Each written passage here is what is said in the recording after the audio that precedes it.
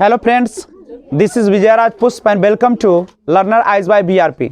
जैसा कि मैंने आपसे वादा किया था कि 1 फरवरी से आपका सिस्टमैटिक ढंग से सारा क्लास स्टार्ट होगा, और जिसके लिए मैंने आपको इतिहास का कुषाण वंश का वीडियो अपलोड किया, और अब मैं आपके लिए लेकर आया एक बेहतरीन चैप्टर जो कि अब सिस्टमैटिक चलेगा। अभी तक आपने बेसिक क्लास किया था और अब पूर्ण चैप्टर स्टार्ट होगा। तो आइए, सबसे पहले आपके जीवन को उथल पुथल मचाने वाला चैप्टर है जिसका नाम है लाभ। और क्योंकि हम लोग का जिंदगी जो है चलती है 2 चीजों पर, प्रॉफिट एंड लॉस पर। लाभ कब होता है आप ही बताइए। लाभ तभी होता है जब आप जो आशा करते हैं उससे ज्यादा मिल जाए, और हानि तभी करते हैं जब आपकी आशा थी उससे कम मिल जाए। नहीं, यानी मान लीजिए कि आपने किसी वस्तु को 3 रुपए में खरीदा और बेच दिया 5 रुपए में, तो आपने कहा कि हमें कितना का लाभ हो गया? 2 रुपया का।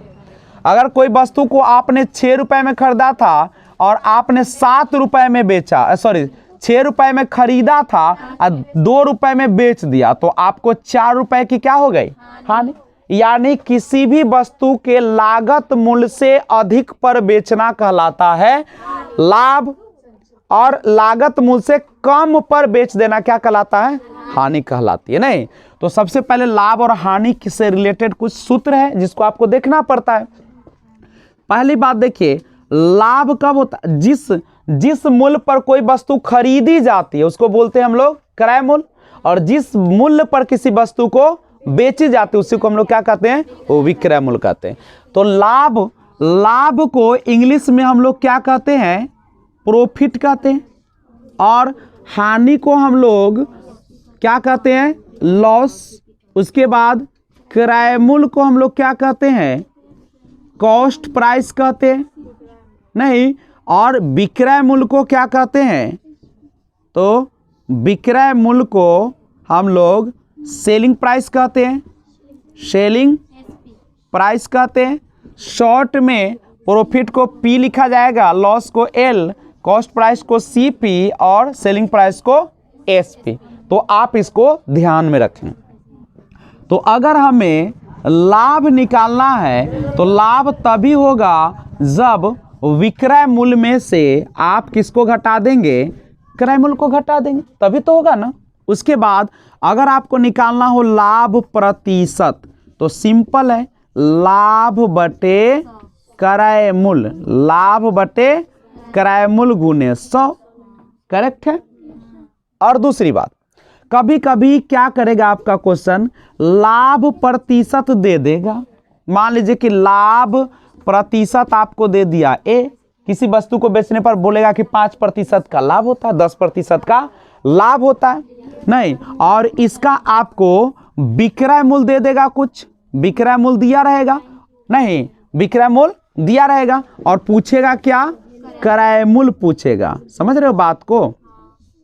ये पूछेगा, यानी लाभ प्रतिशत दे दिया है, विक्रय मूल्य दे दिया है, क्रय मूल्य दे दिया है, और आपसे पूछा क्या जा रहा है? विक्रय मूल्य दिया गया और क्रय मूल्य पूछा। तो देखिए, अगर ऐसा क्वेश्चन रहे तो क्रय मूल्य निकालने का डायरेक्ट फॉर्मूला आता है। क्रय मूल्य कैसे निकालेगा इसे समझिए।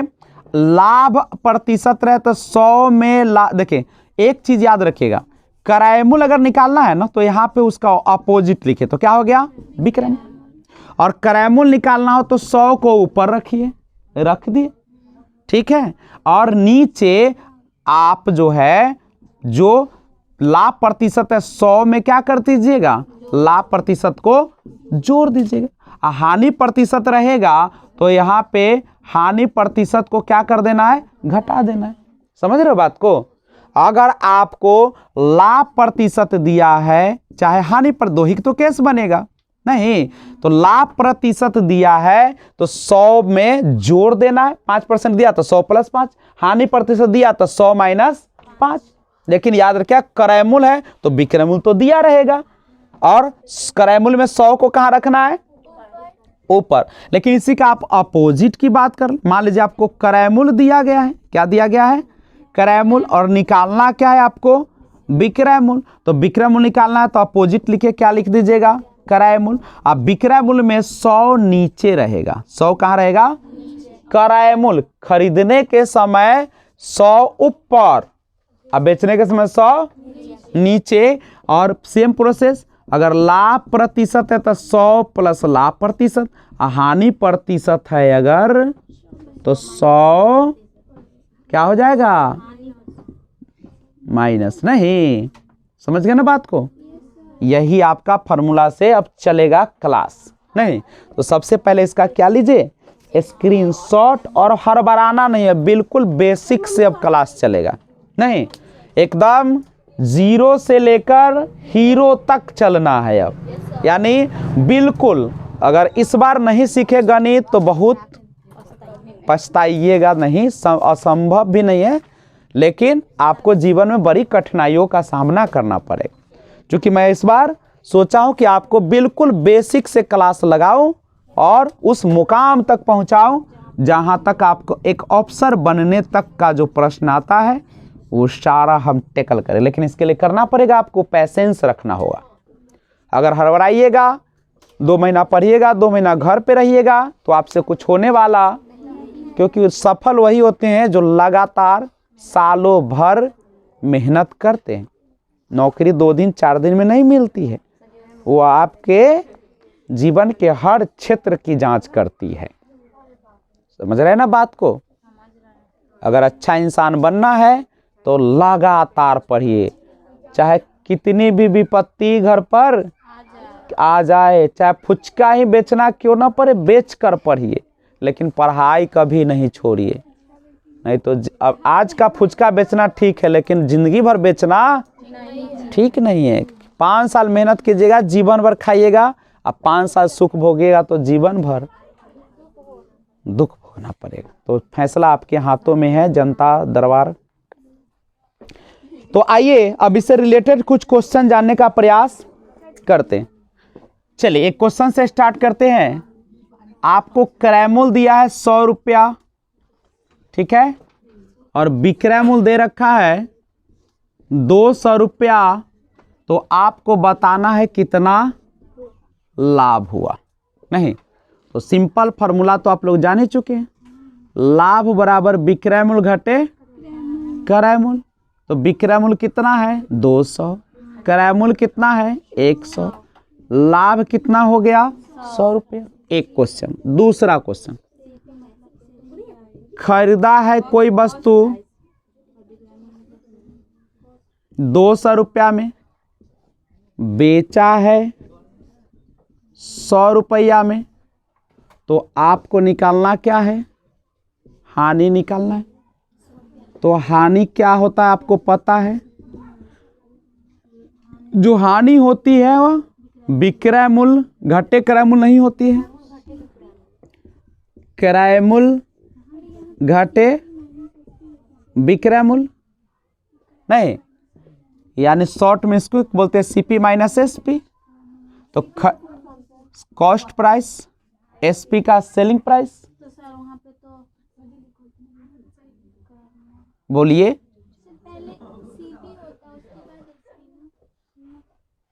लाभ जब होगा तो बेचेंगे ज्यादा में, खरीदेंगे कम में, तो विक्रय मूल्य घटे क्रय मूल्य, एसपी माइनस सीपी, बेचते हैं उसको एसपी बोलते हैं।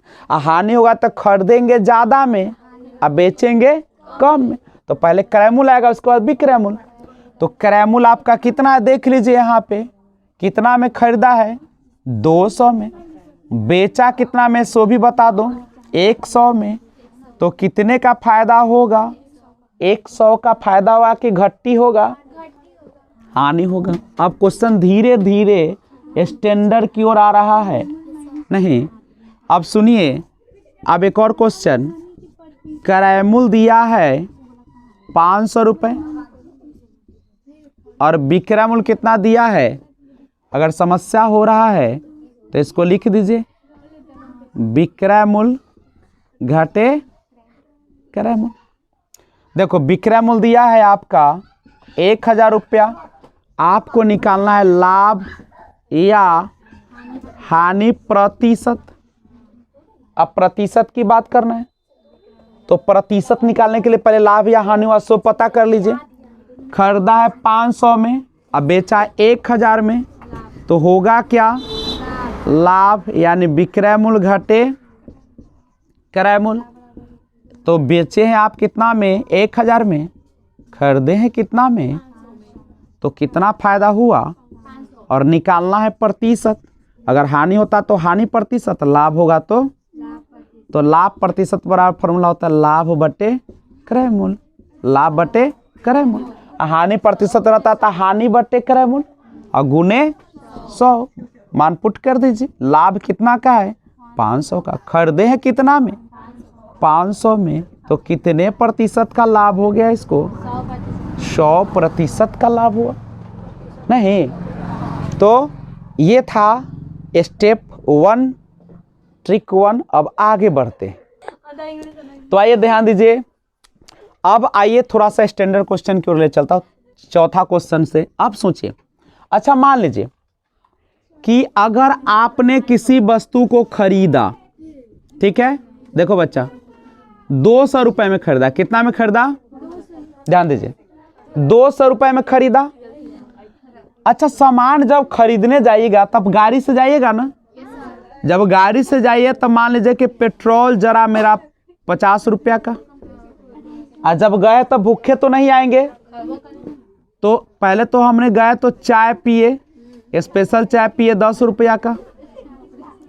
उसके बाद भूख लगा तो खाना यानी भोजन किए। चले भोजन करने गए तो 100 रुपया उसमें भी लग गया। लेकिन तनी सामान का दाम बढ़ाइए ना तो बिकवे नहीं करेगा। 1200 रुपया का सामान है, ठीक है। सोचो, अब क्या कि आप 200 का सामान लाया, 500 खा गए तो क्या बेचेगा 500 में? अब कहा कि चाय पत्ती गए हम लाने हाजीपुर, 5 रुपया का चाय पत्ती लाया, 500 खा ही गए तो क्या दाम 505 रुपया में लेगा? हाँ, तो ये सोचिएगा। अब सोच के खर्चा करिएगा, ना कि जा रहे हैं 100 का सामान लाने, आप 5000 के खा ही खाइएगा 5 स्टार में, बस जोर तो लेंगे ही उसमें, ठीक है। तो ध्यान, खर्चा भी उसी अनुसार से होना चाहिए ताकि आपको सामान में वो क्या हो जाए, मिल जाए नहीं। और ऐसा तो नहीं कि आप जेब से खर्च करके आप सामान को बेचिएगा, क्या तो क्या बिजनेस हम करेंगे, लेकिन मेंटेनेंस में करना है। हाँ, बड़े सामान लाते, जैसे मान लीजिए 5 लाख का सामान लाए और 10,000 का अगर खा ही गए चाहे भरे लग गया तो क्या दिक्कत है, फिर उसमें पच जाएगा। तो देखिए ये हुआ। अब लास्ट में क्या किया, उस सामान को बेच दिया, ठीक है। और बेचा कितना में से समझिए, 2000 रुपए में बेचा। अब समझिए कि कुल लागत उसका कितना आ जाएगा। देखिए 1200 रुपया तो किराया मूल्य है, 1200 में किराया मूल्य है, खरीदा है सामान, खरीदा कितना में है, तो कुल लागत देखिए 1200 में खरीदा। आप पेट्रोल भरा लिया क्या रुपया का, 50 रुपया का, 10 रुपया का चाय पी गया, भोजन कर गया 100 रुपया, तो ये सब लागते में ना आएगा। आखिर वही चीज के लिए ना खर्चा हो रहा है सब। तो 1200 और 50, 1250, 1260, 100 यानी 1300, कुल लागत उसको कितना आ गया। अब बेचेगा तो क्या 1360 से कम में तो नहीं बेचेगा। जब भी दाम लगाएगा, आप लोग दुकानदारी देखते होंगे, तो जो सब जोड़ता है, आप जाएगा तो कहेगा कि पहले देखते हैं बल हिसाब कितना कैसे कैसे तब ना आपको देंगे। तो क्या देखता है, सब खर्चा को में लगाएगा, और ऊपर से अपनों शरीर के तो कुछ मेंटेनेंस चाहिए ना उसको, तो उसके लिए भी तो पैसा लेगा। तो अब सोचो, कुल लागत है 1360 में, बेचा है 2000 में, आप ही बताइए तो लाभ हुआ कि नहीं हुआ उसको। तो लाभ हुआ कितना का, 1360, सॉरी, लाभ बराबर होता है विक्रय मूल्य घटे क्रय मूल्य। बेचे है उसमें से क्या करिएगा, क्रय मूल्य को घटाई। बेचे हैं आप कई हजार में, 2000 में, और खरीदे कितना में है, 1360 में, तो कितना आ गया 640, यानी लाभ उसको कितना का हुआ। तो याद रखिए, अब रिक्शा कीजिए, ठेला कीजिए, चाहे कुछ कीजिए, चाहे कुली से सामान उतरवाइए, आप जब भी ऐसा क्वेश्चन रहे तो सबको आपस में क्या कर दीजिएगा, जोड़ दीजिएगा, तभी आपका कुल लागत या कुल क्रय मूल्य निकलेगा। तो ध्यान दीजिएगा। अब एक बात समझिए, अगर आपने किसी वस्तु को खरीदा है रुपया में, 50 रुपए में, कितना में खरीदा है, 50 रुपए में खरीदा है, और आपको लाभ हुआ है इस पर 20 रुपए का। कितने का लाभ हुआ है, तो आपको निकालना है विक्रय मूल्य। तो आप कैसे निकालेंगे हमको बताया जाए। आप गौर कीजिए, आपने विक्रय मूल्य निकालना, खरीदे थे क्या रुपया में, बोलिए खरीदे थे कितना रुपया में, और लाभ आपको क्या रुपए का हुआ है, तो तुम ही बताओ। 50 रुपए में खरीदे थे और लाभ हुआ क्या रुपया, 20 रुपया, तो कितने में बेचे होंगे, क्या कोई दिक्कत है। इसी पर एक और क्वेश्चन देखिए। मान लीजिए कि आपने किसी वस्तु को बेचा है 50 रुपए में, कितना में, 50 रुपए में, और आपको हानि हो गया है 20 रुपया का, ठीक है। तो क्रय मूल्य आपको निकाल के दिखाना है। आप दिमाग के बल लगाइए, बेचे हैं क्या रुपया में, 50 रुपए में बेचे हैं, 50 रुपया में बेचे हैं, तो 50 में बेचे तो कै रुपया का लॉस लगा है आपको, 20 रुपए का। तो 20 रुपए का आपको लॉस लगा है, तो खरीदे कितना में होंगे आप ही बताइए। एक बात समझिए, 1 मिनट समझिए। आपने बेचा 50 में, अब 20 रुपया आपको हानि हो गया है, एक मतलब खरीदे होंगे क्या रुपया में, 70 रुपए में खरीदे होंगे, तब ना 20 रुपया लॉस लगा, तब बेचे हैं 50 रुपए में। 70 के समान क्या रुपए में बेच रहे हैं। यानी यहां से फॉर्मूला निकलता है, ध्यान दीजिएगा। अगर आपको क्रय मूल्य निकालना हो तो आप इस तरीके से, अगर हानि दिया रहे तो विक्रय मूल्य में हानि को क्या कर दीजिएगा, विक्रय मूल्य में हानि को जोड़ दीजिएगा। क्रय मूल्य निकालना हो, आप जो बेचे हैं, आप जो बेचे हैं, जो अगर आपका लाभ हुआ है, उस लाभ को क्या करना पड़ेगा। अब यहां पे देखिए, मैंने ये जो क्वेश्चन बनाया क्या सही बनाया है। खरीदे क्या रुपया में, 50 रुपए में, लाभ है 20 रुपए, तो 70 में नहीं बेचे होंगे। आप यहां पे बताए क्रय मूल्य है, निकालना है कौन चीज, क्रय मूल्य। बेचे हैं आपने कितना में, 50 रुपए में, और हानि का रुपए का हो गया आपको 20 रुपए का। तो अगर बेचे वाला दाम में हानि को जोड़ दीजिएगा तभी खरीद मूल्य निकल जाएगा, नहीं निकलेगा, कोई दिक्कत है तो बोलिए। अरे आपने 50 रुपए में बेचा, अब 20 रुपए का हानि हुआ, तो खरीदे क्या रुपया में होंगे। यानी जब हानि निकालना होगा तो विक्रय मूल्य में हानि को जोड़ना पड़ेगा। अगर विक्रय हानि, यहां पे समझ, तो दोनों तो एक ही बात मैंने लिख दिया। अगर लाभ होगा तब क्या कीजिएगा। अगर आपको खरीद मूल्य निकालना है, हमको समझिए, आपने बेचा है 50 रुपए में, अब 20 रुपया के लाभ है, 20 रुपया का क्या है, लाभ है, तो खरीदे होंगे ज्यादा में कि कम में, तो यहां पे इसमें से क्या करना पड़ेगा, लाभ। इस तरीके से निकालना हो, क्या कोई दिक्कत। फिर से समझिए, आप बेचे हैं 50 में, बेचे हैं वही में ना लाभ शामिल होगा। 20 रुपया लाभ है तो खरीदे होंगे कम में ना।